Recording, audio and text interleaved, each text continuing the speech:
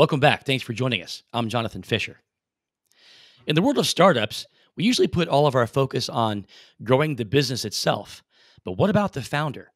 How does a leader effectively grow with his or her company? Most entrepreneurs find that mistakes could be a great teacher.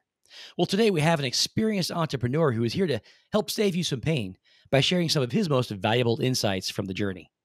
Nachum Kligman is a consultant, executive coach, and the founder of several companies, including most recently Book Like a Boss, a Saas platform for selling services. Nachum, fantastic to have you on the show. Welcome. Thank you, Jonathan. Thank you for having me. It's great to be here. So, if you could start us off a little bit, how did you arrive at some of these insights you're going to be sharing with us today during the show?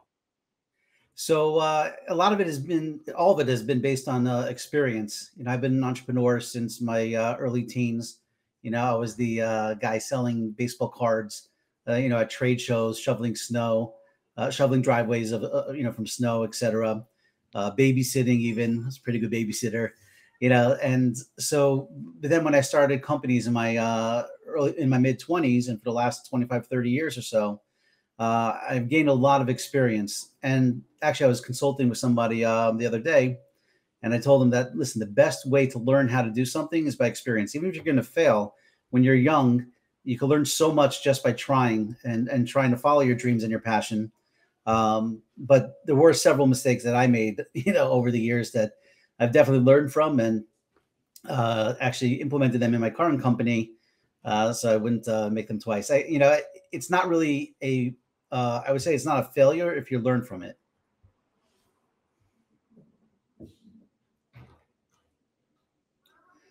Jonathan, your mic is off. Talk to so many entrepreneurs right here on the show, and so many of them will share that the most valuable lessons they've learned have been in the doing. And in many cases, some of the failures turned out to be very profitable for them as they were lessons learned. So tell us a little bit more. How did you did you compile these lessons here as part of your work in coaching others? Or are you just a good journaler, or what have you done to maybe help capture some of those insights from experiences and mistakes made?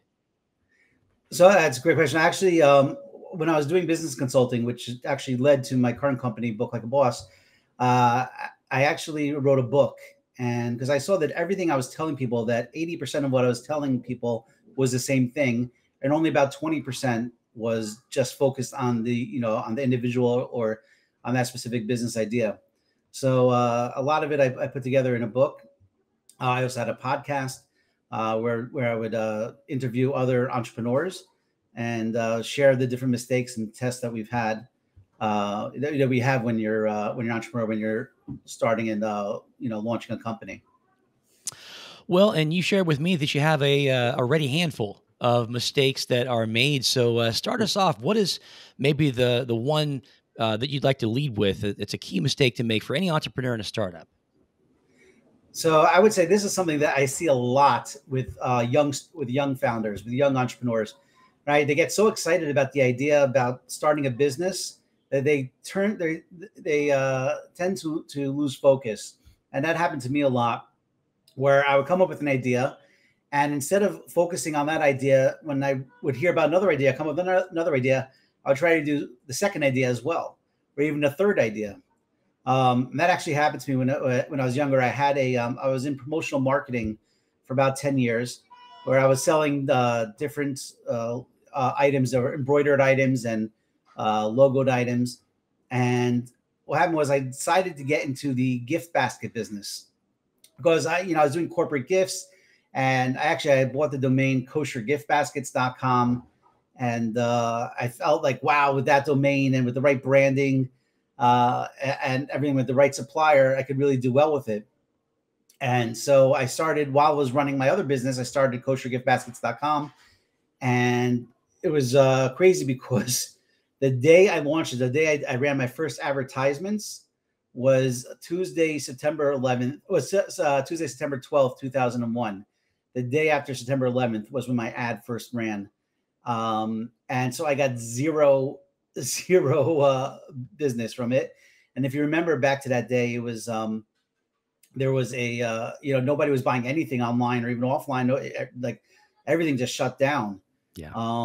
And so because I didn't stay focused on my original company, I lost, with the gift basket company, I started losing money. And then at that same time, a friend of mine calls me who was, I did some business with, he printed t-shirts, and he told me I should start printing Americana t-shirts with the World Trade Center on it and everything else. And I said, that's a really bad idea. I said, I don't want to make money off such a tragedy. He says, listen, somebody's going to do it. And sure enough, there was a lot of people that did. And I know people that literally made millions of dollars selling t-shirts with the American flag on it, NYPD hats and t-shirts, FDNY, etc. And so I said, okay, you know what? And I saw on eBay, people were selling this and they were selling by the thousands. And I was getting phone calls from manufacturers that were faxing us with different ideas and different offers with Americana on it, with the American flag on it, etc. And so I said, okay, forget the gift basket company. Now I'm going into the 9/11 commemoration business. And so I ordered like thousands of dollars worth of stuff to sell. And right as my stuff was coming in, like a week or 2 weeks later, eBay banned the selling of all these things on eBay. And so then I got stuck with all this merchandise. And, so now my original business was failing. My kosher gift basket business was failing. And now my 9/11 commemoration business was failing. And I really should have just stuck to my idea. If I was passionate about selling promotional items and marketing material, and I had a clientele, I should have just focused on that, stayed on that, not looking for the next quick business idea. But when you're young and you're eager and you just want to like go out there and you get an idea, you just, instead of running after quote unquote the quick buck, instead of staying focused and trying to build a solid business. And that was one big mistake I made, and a big mistake I see a lot with a lot of young entrepreneurs. So what do you think's behind that? Why do so many? And I agree. I see this with a lot of entrepreneurs, and again, especially starting out, you're younger, got a lot of energy. What do you think that's about? Being pulled in these different directions. Have you done some kind of post analysis of those factors? Well, I would say that it comes from your passion at that age is to make money, and not passionate about the idea itself to make the money. Right? When you get older and you want to solve problems, you want to solve issues, you want to actually make the world a better place, right? So then you tend to stay focused on your passion and your idea, and the money will follow. But when you're young and you don't have the responsibilities of a family yet, maybe you're still living by your parents, maybe you're just out of college, right? So you just your idea is like, hey, I just want to be in business, I just want to make a lot of money, and then your passion is for making money as opposed to the idea itself. Yeah, that makes sense. And you're kind of in love with the idea of entrepreneurship and how much income you can generate. And so that kind of brings up another sort of a follow-up insight that it is kind of, it sounds like what you're saying is it's pretty important that you are invested in what the business is doing itself. There's got to be some connection there. Am I getting that right? Yeah, Jonathan, yeah, exactly. Because when you're passionate about it, there's always going to be challenges when running a company and growing company, right? And there's always going to be ups and downs. And if you can't handle the downs, and when the down happens, you start running to another way to get up instead of focusing on fixing the issues of your current company, right? You're just going to end up failing, right? But if you're passionate about the idea, the problem you're solving, and the company itself, then you're able to get through the bad times and the hardships. And because you're focused and you're passionate about the idea, not necessarily about the money that'll follow when you're successful. Yeah, that makes sense. Well, in addition to not remaining focused on one solid idea, what's another important lesson that you would share with us, Nachum? So another one that I've seen is not validating the idea, right? Sometimes you'll have an idea and you'll think, hey, this is great, this is fantastic.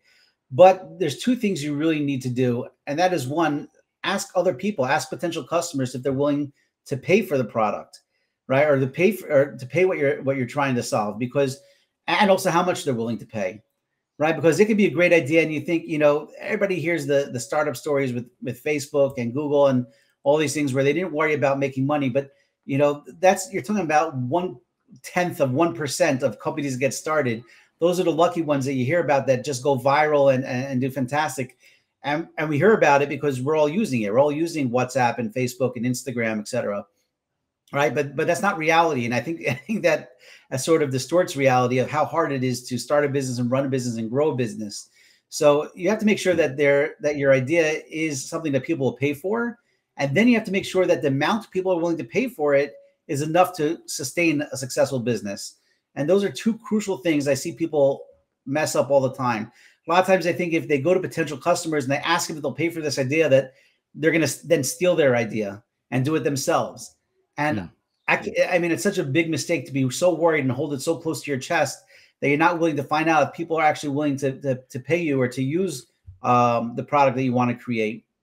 Because if someone's already in business, they're not going to stop what they're doing, just take your idea and start doing it, right? It's your idea, it's your passion, but you got to find out. And I don't just mean asking friends and family. Don't ask friends and family because they're going to tell you what you want to hear, right? Or maybe what you don't want to hear. But you want to actually go to potential clients that don't know you and find out if they're willing to pay for such a product or service, right? And if they are, how much they're willing to pay. Then they say, hey, for this idea, they're willing to pay $100 a month. Well, that's fantastic. Is that going to be enough for me to build the team and sustain the business? With such a product, right? Considering customer service, and if it's a software company, development and ongoing development, and everything else that goes into a software company, right? You got to make sure that there's enough of a market and enough people that's willing to pay the price that'll be able to cover your costs. And you got to do that before you invest your hard-earned money or to take a bank loan or even get investors. You want to make sure that you have that down pat. Do you feel like that's something you can do primarily online? I mean, establishing product market fit is such a key element. The approach you're describing sounds, almost grassroots. You're reaching out to your own warm market, your connections. Um, do you think there is a balance there needed? If you had to pick one, would you pick one over the other? What are your thoughts on that? Yeah, listen, I get the excitement when you're passionate about an idea and stuff, and you just want to go go go go go and build it and get it out there. But again, I think what is it? 4 out of 5 companies fail within the first 5 years, right? You don't Hmm. want to be that company that fails, and you don't want to spend your time and efforts and especially your time and the years that goes into it just to fail, right? Obviously, even if you fail, you learn from the experiences, but nobody goes into a business wanting to fail. Everybody believes and truly believes that they're going to be successful, Right. right? But you got to be able to back up your passion and ideas with the ability to validate it with being able to have a business model that you actually could make money with it.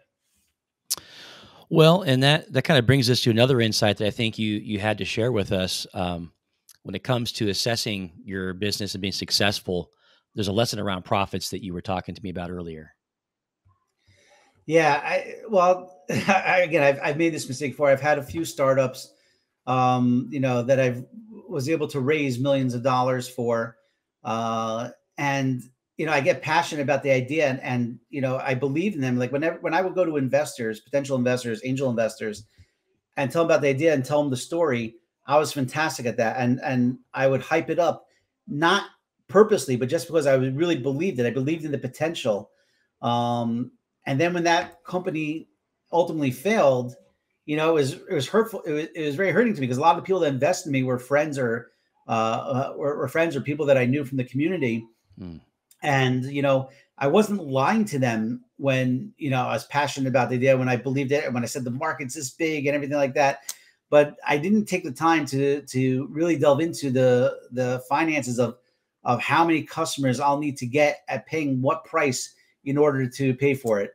Hmm. For example, one of my earlier startups was a company that I was one of the first people to put overlays on top of video. Actually, I have 4 Hmm. patents in my name. My name in previous company owns it, but where I looked at this is back in 2005. I saw that YouTube was just getting started and getting out there, and people were talking about how do I make money with pre-roll, post-roll, mid-roll ads. And I said, what about using video itself? And we actually came up with technology to overlay call to action buttons on top of video. Hmm. But and I said, this is gonna be great. Everybody's gonna want this. It's gonna be fantastic. But the expense, especially back in 2005, of what it needed to to develop the software, and to grow it and to build it without thinking about, what's the business model? How much will people pay for it? We sort of winged it.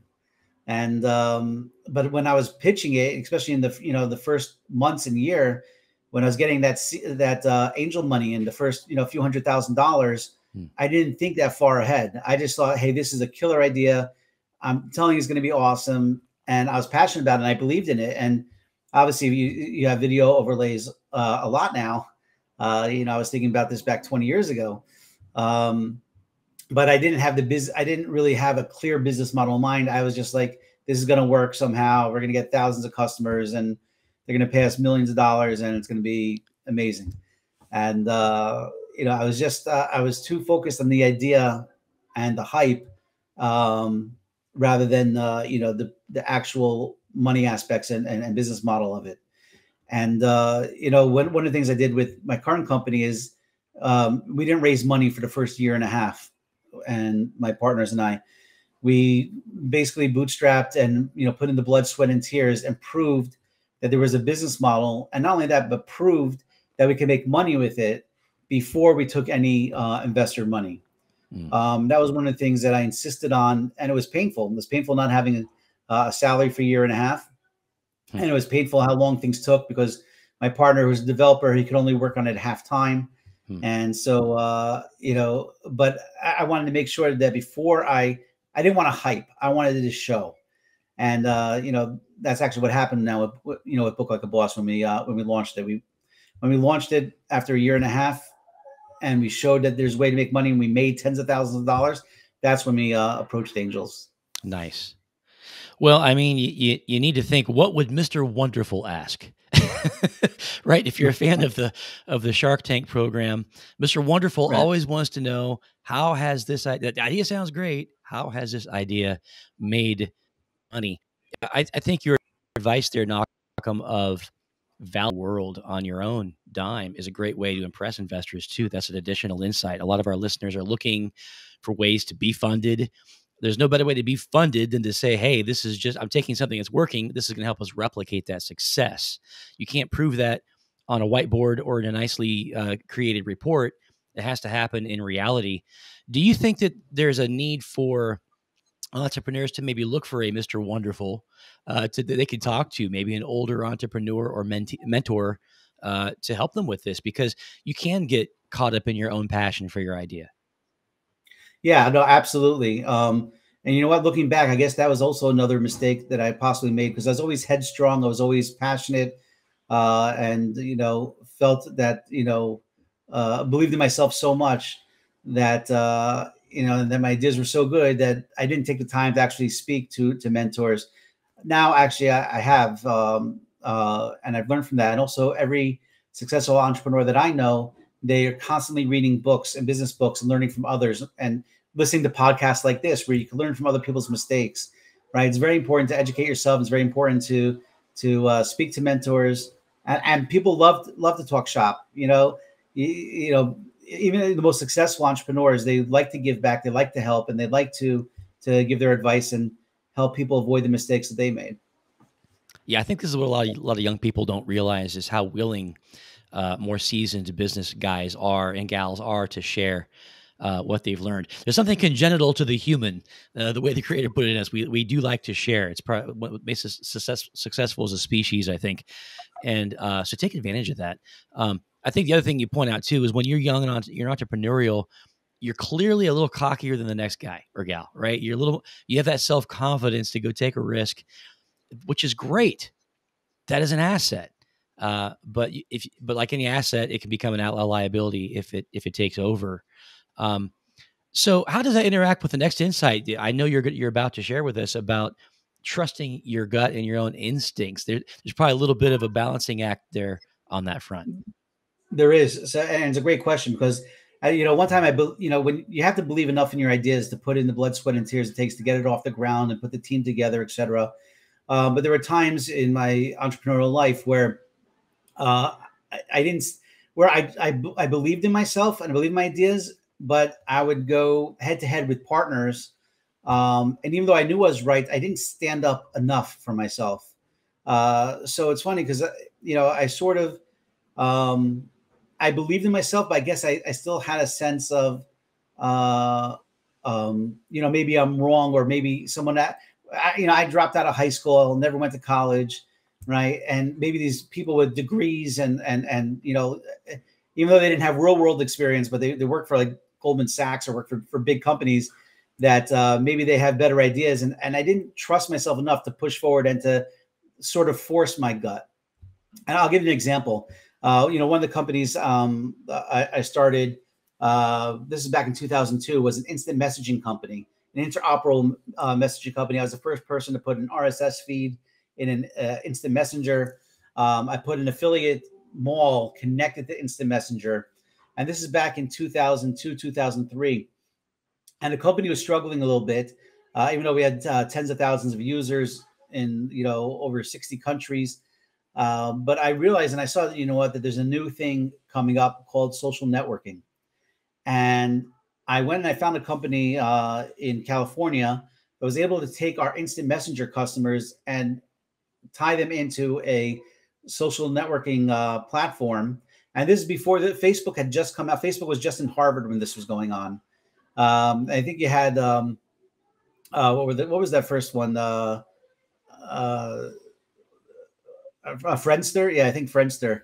Right, maybe they were around. And I realized, and I saw that this is the future, and I believe that social networking was going to be the future. And I went to my partners and I said, listen, we have a way to connect our instant messenger to our to this new thing called social networking. The cost was minimal; it was like $5,000 just to get on the platform. I said, we got to do this. And one of my partners said, well, we can't do that. I said, why not? He says, well, because you're going to give them a platform, and on that platform, they could speak bad about us. And I said, but this is the internet. I said, they could speak bad about us anyway. And my partner said, yeah, but not on our platform. And I said, listen, this is the vision I have. I was the visionary of the company. I was the idea guy for the company. I said, if we're not going to go in this model, then I'm going to leave the company. And so we had another partner who always voted with this other partner.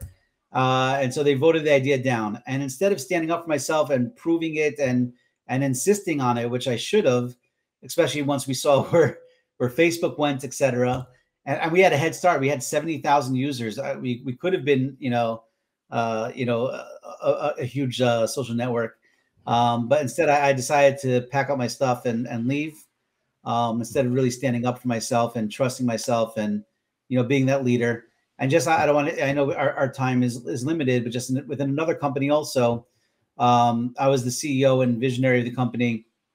And after 4 years, I gave over the CEO title to one of my partners. And that was a big mistake because him and another one of my partners, they convinced me that was the right thing to do, that they have the experience and the college degrees, and it just looks better. And instead of standing up for myself, saying, no, this is my company, this is my idea, I started this, I brought you guys in, I sort of let them take over and take control. And my wife, she told me I was wrong at the time, but I just didn't believe in myself enough. I believed in the idea, but I didn't believe in myself enough to stand up and say, I don't care what you guys say, this is my company, I'm staying CEO. And that company, I ended up, which actually brings us to the next point. It's a little bit of a crazy story, but when you take VC investments, and this is part about the next mistake I made, which is giving up control of your company, right? That you have to believe in yourself enough and believe in your gut that you're the man to run the company and to bring it to success. And even though I believe in the idea, I didn't believe in myself enough. And so when I brought in partners that didn't have my best interest in mind, they ended up taking over. And then when you get investors involved, like we had an investor in one of my companies, and he had put in a couple $1 million, and so he had a lot of control over the company. And then he put us in a situation where this was back in 2010, right? 2008, there was a huge fall in the markets. In 2010, there was another turn for the worst. And he basically said, all right, I'll give you guys $500,000 to keep the company going. But I want 80% of the company. and I was, I had at that time I had still like 78% of the company or so. So I was going to be left with something like 4%. But if I didn't do the deal, then the company would have folded and I would have had to fire my 12 employees. And so after building this with blood, sweat, and tears for 5 years and putting everything I had into it, I sort of let this investor push me around. And plus my partners, I found out later, were really connected with him, but it's another story. And the guy gave us the 500 and I was down to 4%. And so I ended up leaving the company about 6 months later. And it's so hard because, when you build a company, when you put in everything you got into something, it's just so painful when you see that taken away from you. And so don't give up control, whether it's to partners, whether it's to VCs, or investors, right? You should always maintain control of the company because it's your blood, sweat, and tears, not theirs, that put this thing together. And it's really painful when you lose that. And, thankfully, a book like a boss, I do have a partner who's absolutely amazing. And he's the CTO. But when we started the company, we had a piece of paper and we wrote down, this is what I'm the decision maker on, and this is what you're the decision maker on, right? He was in charge of technology and I was in charge of the business aspects, the idea, the vision, and everything else. And we agreed to that. And it's been a blessing. We never had, we're doing this for 7 years now, and we never had a disagreement that, that we couldn't come to terms with, because, it's just understood from the beginning, this is your role, this is my role. And we're great friends, and we're, great partners. And, Book Like a Boss from all my companies has been by far the biggest success that we've had so far in, 30 years of being an entrepreneur. And that is because a lot of these mistakes I made in the past, I set up that I wouldn't make those again with this company. You've made them pay you back and then some. I love it. Well, and going a little bit deeper on this giving up control, I mean, there's famous stories. Steve Jobs is the first one that popped to mind, but there are many others out there. Could you share a little bit further? What are some of the lessons that here's what I actually mean to ask you. How did you avoid getting yourself back in that position? How did you do a better job of picking partner this time around? That's what I want to ask you. That's a great question. So my partner, David, we worked together on another project, another company previously. So I saw, and we were friends. So like I knew him for a couple of years already. I saw his work ethic. I saw how talented he was. And so, when we were starting this company together, again, making that definitive line of what he's the decision maker on and what I'm the decision maker on, there was just no, we set it up in a way that there would be no disagreements. And if we did have a disagreement, this is who, we chose a person who we go to and listen to whatever they have to say. That way we know there's a mechanism in place, and if we ever had a disagreement, it would go to a third party that would handle it. And thankfully, again, we've never had to do that. And it's not like things have been easy. Book Like a Boss, we're doing extremely well now, but it took there was a lot of years and a lot of ups and downs and a lot of challenges. But choosing the right partner is so key. And also being clear, like a lot of times, right, even with Facebook, he had a few other partners that brought in, and what terms, what things weren't clear. And I've seen this mistake a lot of times. Sometimes you just have an idea and you get with your buddies, and then you're starting it out of your college dorm room, and then it starts to take off and you raise money. You're like, well, who owns what? Who's the decision maker? How much equity does each person have? Why should you have more equity? Why should I have less equity? Yeah. Right? Be clear from the beginning, from day one. Be clear what your responsibility, even though obviously everybody wears many hats in the startup world when you're first getting started, but be very clear and write it down so that there's no misconception, and that every person, every founder or co-founder understands what the role is, what the decision is, and how much equity they have from the beginning. That way there's no disappointments down the line and everybody's clear. It actually happened with another one of my previous companies, again, experience, where we had set terms, we had set rules, me and my two partners. One partner had 20%, I had 40%, and my other partner had 40%. And so when we decided to take the company in a different direction, where my partner had more experience in that area, he said, listen, even though we've been working on this for a year already, but I have more experience in this area, and therefore I want more equity in it. And I was like, well, that's not fair. That's not right. Um, but he said, listen, either we're going to do that, you're going to give me more equity, or I'm going to leave the company and start my own. And it was just so bad. It ruined our friendship. We were good friends before that. Um, and when he refused to acknowledge and agree to our terms, just because things changed, it was actually my idea even to go that direction.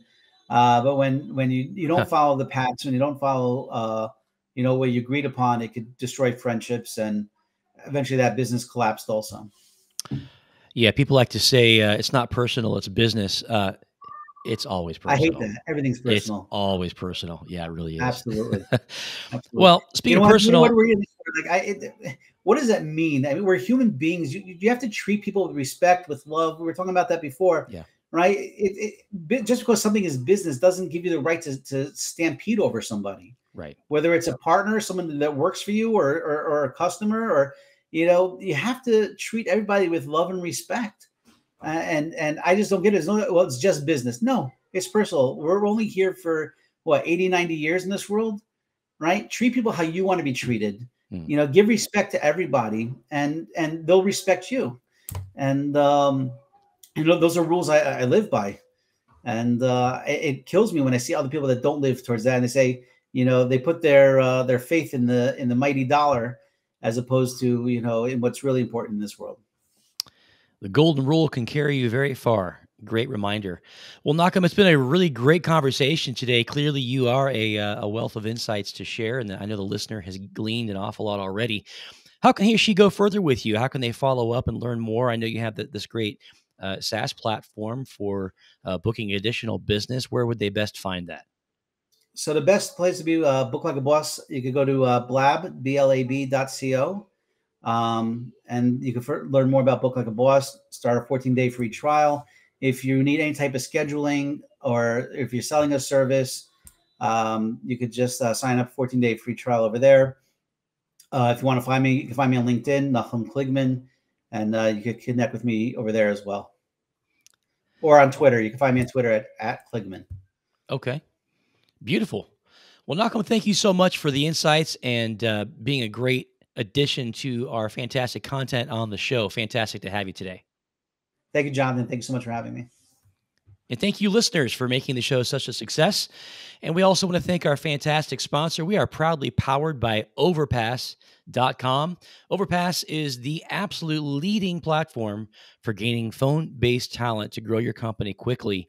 It's free to create your account, highly affordable to move forward once you find the fantastic hire. So go create an account, see how it works. It's Overpass.com. Well, that'll do it for today's show. Jonathan Fisher signing off. We'll see you next time here on the Evolve Sales Leader.